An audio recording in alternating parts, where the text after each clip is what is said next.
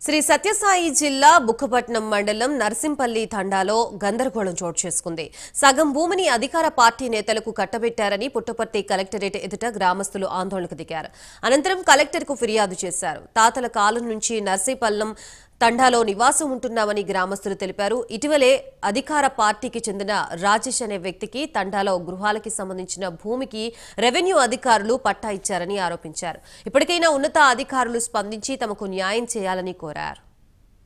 మా ఊరి గ్రామంలో 40 ఏళ్ల ముందర కట్టుకున్న గృహాలకు రెవెన్యూ పట్టా ఇచ్చేసి పట్టాదార పాసుకము ఆయన ఎంఆర్ఓ గారు ఇచ్చారు. ఆయన అవినీతికి అడ్డుకట్టాలని చెప్పేసి మా గ్రామంలో 150 మంది ఈరోజు ఇక్కడ వచ్చేసి కలెక్టర్ గారి ఆఫీసులో మేము నోటీస్ ఇచ్చినాము. ఇలాగే కొనసాగితే మేము నెక్స్ట్ మా గిరిజనులు కలిసేసి మా రాష్ట్రంలో గిరిజనులు కూడా ఏ భూములు కూడా ఆక్రమించకుండా మా చేయాలని చెప్పేసి నేను కోరుతున్నాను మా గ్రామం తరపున. తర్వాత మా నర్సింపల్లి తాండా జరిగిన అన్యాయానికి ఇది పట్టా క్యాన్సిల్ చేయకపోతే మేము రాజధానిలో పోయేసి సీఎం క్యాంప్ కూడా ముట్టడిస్తామని చెప్పేసి హెచ్చరిస్తున్నాం.